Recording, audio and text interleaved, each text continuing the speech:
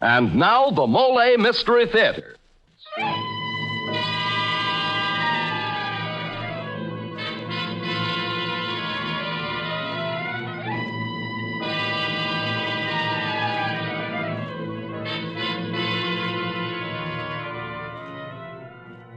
Good evening. This is Jeffrey Barnes, welcoming you to the program that presents the best in mystery and detective fiction. Tonight's story is entitled Last Night and was written by the very popular William Irish. I particularly liked this story because of the people in it. They're very ordinary, real-life people. Not gangsters, nor tough detectives, nor mad, homicidal scientists, but average people like you or me or your next-door neighbor. In short, they're the kind of people you never expect to find involved in a murder.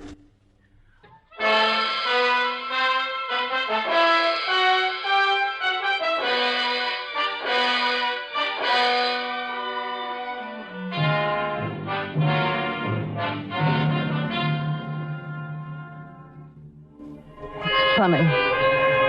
The way I used to think things just couldn't get any worse. I'd wake up and say to myself, it's morning again, and I'm awake again, and Gil and I are still broke. We owe $2,500, and we'll probably lose the summer resort if something doesn't happen soon. Then one morning, it did. All the worries I took to bed with me the night before dissolved into nothing. And that bigger thought began beating against my brain. Gil's a murderer. My husband's killed a man. When I woke up, I could tell the sun was somewhere overhead. The weekend was over, and Gil hadn't wangled the money out of Mr. Burroughs. I remember yawning, a long, comfortable cat yawn, and thinking, there must be something better we can do besides operating a health resort at a loss, buttering up rich old crabs to borrow money to keep it going. Morning, Di. You're up early. Not very. I didn't get to bed at all. Oh. And that means... Never mind, honey. Never mind what? So Burroughs wouldn't lend us the $2,500. We'll get it somehow. Maybe there's another way besides borrowing from Peter to pay Paul. What are you talking about? I got it out of him. Gil, all of it? $2,500? Well, you certainly don't act very happy about it. I could have sworn that you didn't Let's get down to breakfast. I'm hungry. But Gil, not the whole $2,500. That's what I said. In cash? In cash. You mean that he carries that much around? He was going to deposit it Monday morning. Now, look, why the questions? We've got the dough now. Forget it. Is he still here? No, he left. On the 8 o'clock train. Heard you drive him down? Jackie, for Pete's sake. Well... No, not the 8. He took the milk train. Well, how do you know? I left him at the station. Oh, with the secretary, with Marsh? No, by himself. Gil, what aren't you telling me? Did you have words over that loan? What put that in your head? Well, if there wasn't any friction, why did he pick up and leave at that ungodly hour alone? Oh, who knows? Anyway, it's over. Forget it. I'm going downstairs.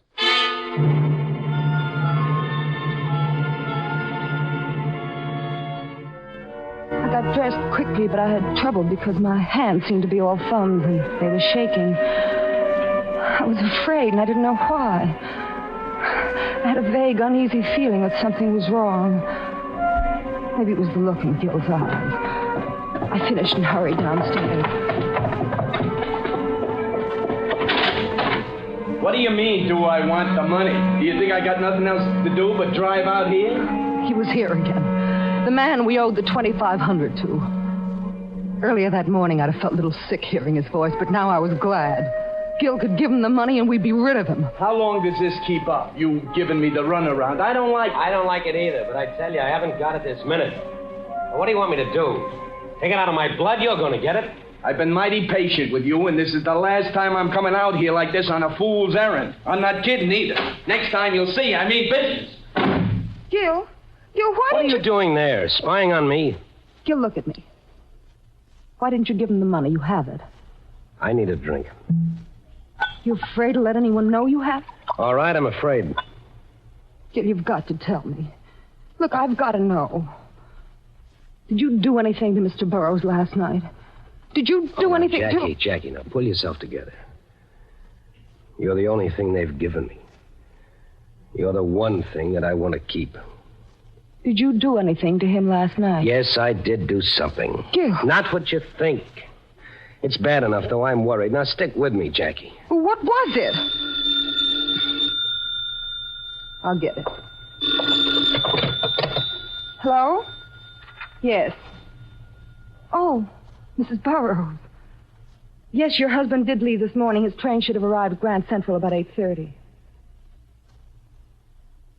Well, maybe he went directly to his office. Oh. Oh, I see. Well, I'm sure you'll hear from him. Let us know, will you? Thank you. Yes. Goodbye. Gil, Burroughs never got home. Gil, do you hear me? Yes, I hear you. How do you know his old lady's telling the truth? Now, come on, let's go on into breakfast. Gil!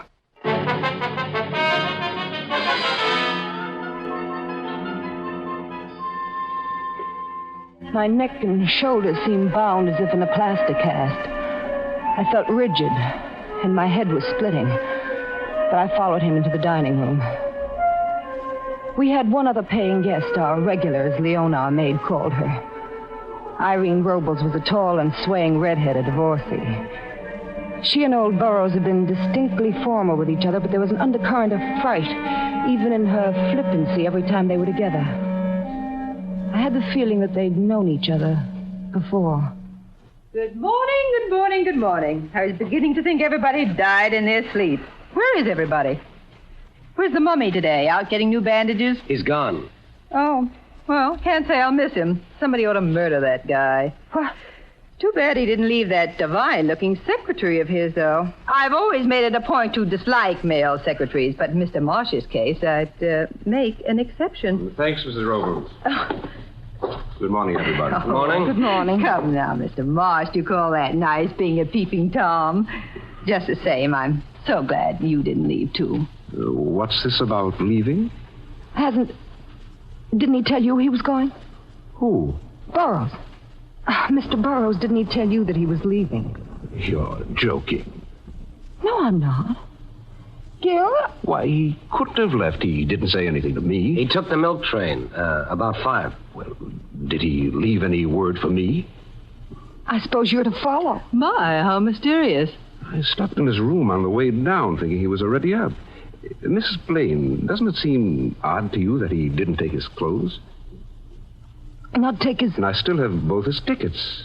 I can't imagine. He must have forgotten them in his hurry. Maybe he received bad news of some sort. Maybe his wife is ill. If you'll excuse me, I'll put in a call there. Don't do that. I beg your pardon, Mr. Blaine. I said don't call his home. Well, why not? Mrs. Burroughs phoned here a little while ago. He hasn't arrived home yet. Hasn't arrived home yet? Who drove him to the station? I did. Why? No, then he did get the train. Or did he? What do you mean, or did he? What are you insinuating? If you've got something to say, say it. Gil, please. My goodness. Take it easy, Blaine. All I meant was that you see him get on the train. Nothing to get hot under the collar about. Get on the... Oh, sure I did. I saw him get on myself. I saw him leave.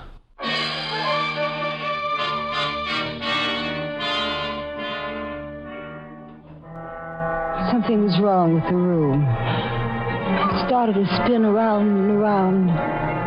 All because I remembered Gil telling me that he had left Burroughs at the station.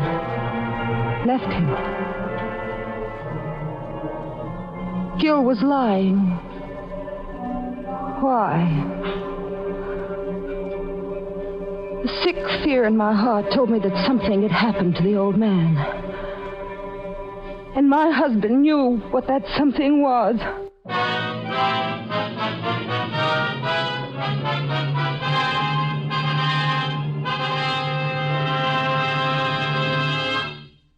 As the curtain falls on Act 1 of tonight's story, Gil's strange behavior has convinced his wife that he's in more trouble than he'll admit.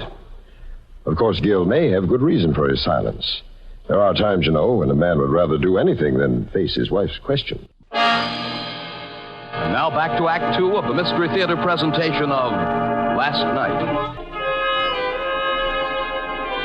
From the minute he drove up to the house, I knew he was a detective. He had that sharp-eyed look about him. And Leona mistook him for just another bill collector. The novelty of those had worn off a long time ago. Sit down, Mr. Ward. My husband's gone to the village. Yes, I know that. Now, let's not waste precious time, Mrs. Blaine. Mr. Homer Burroughs was a guest here from Friday until sometime late Sunday night or early this morning. That's right. When did you see him last? My husband drove him to the station. That isn't what I asked you, Mrs. Blaine. About 1 o'clock this morning. And then later and my 1 husband... 1 a.m. was the last time you saw him alive. Mr. Ward, I don't like the way you say that. Now, you've got no grounds in coming here But and... surely you'll admit to the strangeness of the situation. Isn't it unusual for a man of 64 to leave alone in the dead of night like that and never to have arrived? Well, we're not accountable for his eccentricities. Now, he left here, I assure you. Well, look under the carpet if you're not sure. Oh, I don't doubt he left the house. Well, then what more have we got to do with it? Instead of snooping around up here, why don't you just check at the other end? He never reached the city. How do you know? Just because nobody's seen him?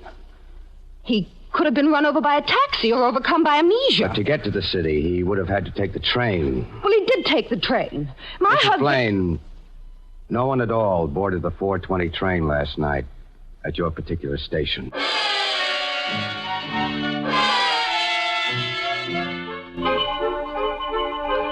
The rest of the day was a nightmare. He questioned everyone in the house, all 5 of us, time and again.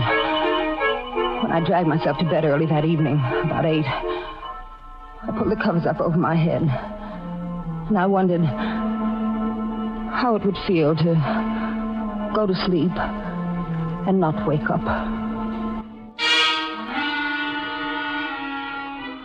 My eyes flew open. I was suddenly awake in the dark. I had no idea how late it was or when I had fallen asleep. Neither sound nor motion awoke me. Just a gathering tension in the air. I sat bolt upright and fumbled with the light. Don't touch that light. Leave it alone. Gil, what is it? Gil. Get back. Get away from this window. I don't want him to see me here. Gil, who is it? Who's trying to open those garage doors? Why are they trying... It's that smart cop, Ward, I think. If he gets them open and he goes... Gil! That gun. Don't, Gil, don't. Get back, I tell you. Get out of the way. If he works those doors open, I'm going to shoot to kill. What does he want with our car? I don't understand. I think he's worked the lock. If he opens those doors, I'll kill him. Kill him? Why? No, I'm not going to let you, Gil. I won't let you murder him. I don't care who it is. Get your hands off my arm, Jackie. Leave me alone. I know what I'm doing. I know what you're trying to do, and I'm going to stop you. I'm warning you, Gil. I'm going to put on the light. Shh. Just another few seconds. I'm warning you, Gil. Ah, you little fool. You frightened him away. Gil, who was? Was it Ward? I don't know. I'm not sure. Did he come in the house? I guess so. He disappeared around back. Gil, what's the matter with you? You're the color of gray paste, and I don't understand it. I don't understand it at all. What did he want in the garage, and why do you want to keep him? He'll make another stab at it tomorrow night and the night after. I can't stand it anymore. I'm getting out of here now. Why, Gil? Don't you see that you'll be convicting yourself? I've got to run. I have no choice. Haven't you? You think I killed him, don't you? Don't deny it. You know I had a row with him about the money. You know I drove him alone to the station in the dead of night. I let him out there. He's never been seen alive since. But you told Marsh that you saw him get on the train. All right, so I was lying. It's a perfect circumstantial case without a chink in it. It's hanging by a thread over me. But you're snapping even that thread by running away. Yes. Here's another piece of circumstantial evidence. You know that $25 check Burroughs asked me to cash? Yes? Well, I added 2 zeros and then the word 100 to the face of the check. It was easy. The bank was open this morning. And we were in $2,500. Oh. That's why you couldn't pay the collector the money. Yes, it was hot. It was plenty hot because Burroughs was missing and I was scared. All right, darling. One more thing, and don't lie to me this time. Gil, I want the truth. I'm your wife, and I've got to know. Is that all you've done? That's all. I didn't kill him. I swear I didn't, but I can't prove it. Gil, if you were guilty, I'd go away with you. I'd run away with you. But you've done nothing. Now, I'm not going, and I'm not going to let you go. I didn't ask you to come with me, did I? Gil, if you leave here, you leave me, too. For good. I love you, Jackie. But I like my neck, too. Gil, don't go. It's been a long time together, baby. Aren't you going to kiss me goodbye? Gil. All right, no, huh? Okay, then. I'll have to do without it. Thanks for the memory. Gil.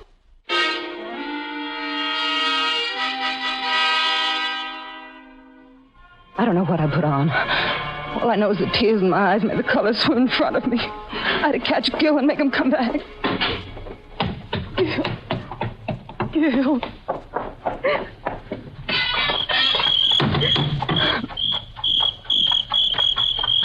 Good evening, Mrs. Blaine. What? I thought you went to bed. No, Mr. Ward, I couldn't sleep. Did I frighten you? Well, it's all right. I thought it was, it was... Thought it was who? Nothing. Never mind. It's all right, Mrs. Blaine. I know your husband went out. He left a few minutes ago. Gil? Looked like he was heading for the tavern. Think maybe I'll join him. Good night, Mrs. Blaine. My heart was beating wildly. If I hadn't turned out that bedroom light a little while ago, that detective might have been dead now. Why?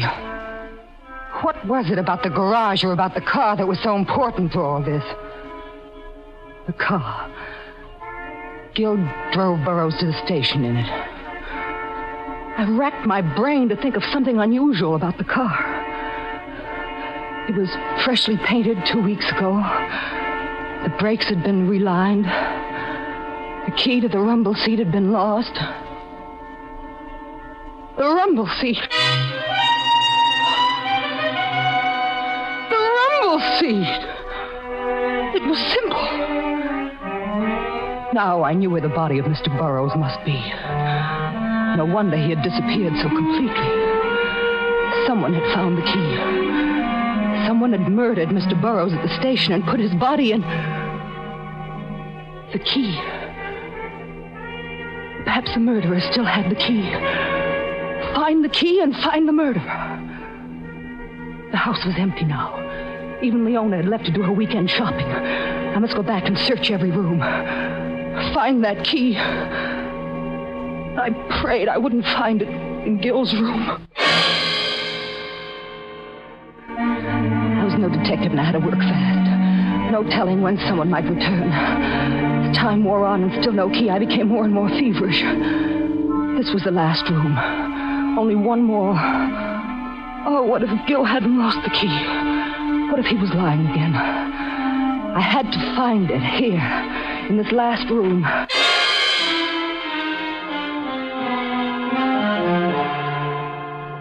I'd been there only a few minutes, opening drawers, emptying vases. And from the bathroom, I heard the cascading of water. Someone was there, taking a shower. I had to work even more quickly now. Mere seconds. The torrent of water muffled any sound I could make. There were pocket articles on the bureau. A wallet, cigarettes, matches, handkerchief. And then... the key lay there in full view. No deep hiding place. There, out in the open. I grabbed the key and ran out of the room, and down the hall, and into my own room.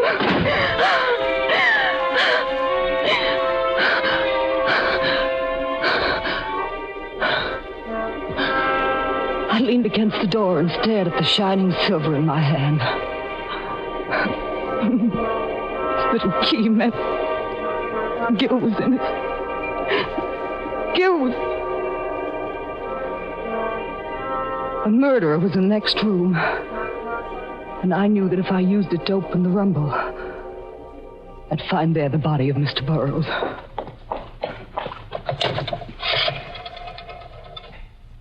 Hello. Hello, operator. Operator, get... You should have locked the door, Mrs. Blaine. Or weren't you expecting me? Mr. Marsh, I... Put the phone down, Mrs. Blaine. I said put the phone down, Mrs. Blaine. This is a gun.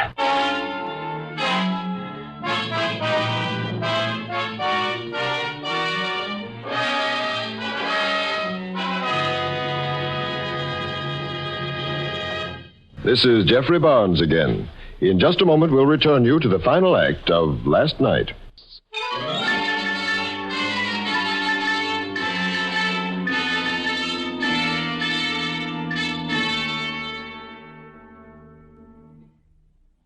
Mr. Marsh, what are you going to do?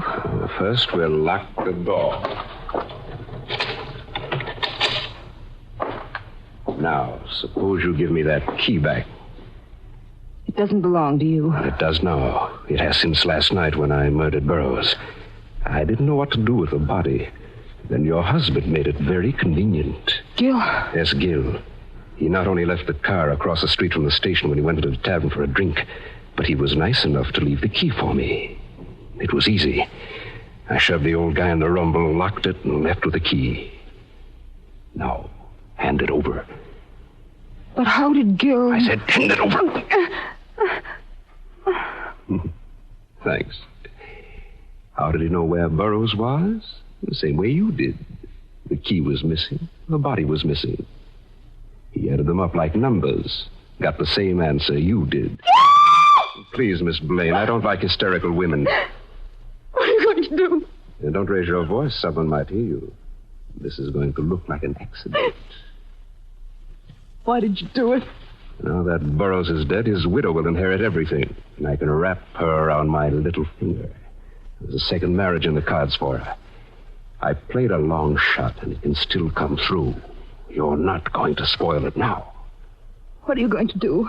You want to know too much, Mrs. Blaine. If you hadn't been so curious in the first place, there'd be no need for all this. What are you going to do? I'll show you. Take your hands off me. Get in there.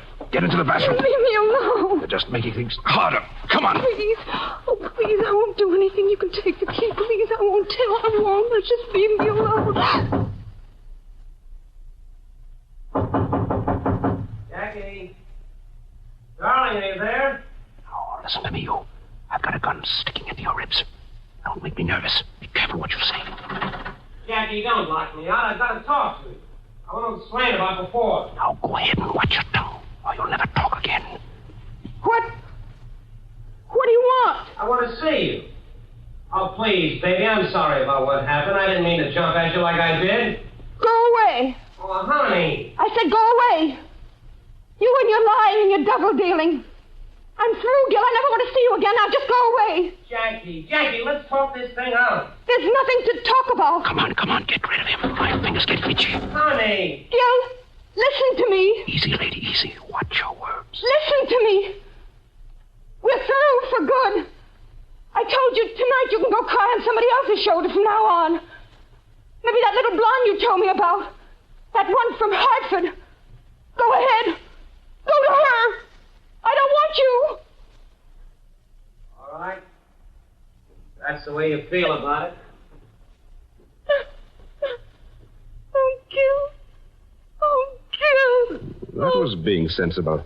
Now, into the bathroom. You touch me. You keep away from me. Now, 2 doors now, closing us away from the rest of the house. No. Oh, I'll just turn on the shower. And if you scream, they'll think maybe you're singing. That's it. Sing pretty. It's your swan song. Please, I promise I won't tell anybody. It was just like an accident. You were taking a bath and you slipped and you hit your head and it knocked you out. No. But unfortunately, the water was still on and it got higher. Keep away from and me, higher. please. And you drowned. Just like that. It happens to people every day. Don't run away, Mrs. Blaine. How far can you run in a room this size? It'll find you in your own bath, dead. We'll take care of that blow on the head now. You're through for good. Jackie, darling, you all right? Oh, Gil. Oh, Gil. That's it. Hold your hands up high. Take his gun, Gil. I've got it. He was going to drown me. Oh, Gil. Oh, he was. Well, drop your hands, Marsh. Let's see what else you can do with him. I think you're pretty smart, Blaine. Not as smart as you thought you were. You got 2 strikes against you, Mr. Marsh. First, you tried to pin a murder rap on me. We found Burroughs' body in the rumble. And second, you tried to kill my wife. I'm sensitive about that. She's the only one I've got. Nice job. Thank you. By the way, Gil, if you hand over that $2,500, I'll take care of it. No one will be the wiser. Well, thanks. You're pretty regular. There's one more thing. How did you know Jackie was in trouble? Oh, that was easy. She told me to go back to my blonde in Hartford. There never was a blonde. She knew that. That's right. It was a brunette. From Poughkeepsie.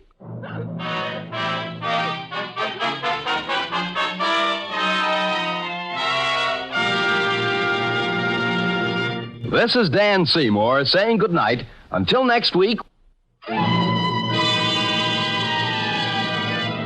This is NBC, the national broadcasting company.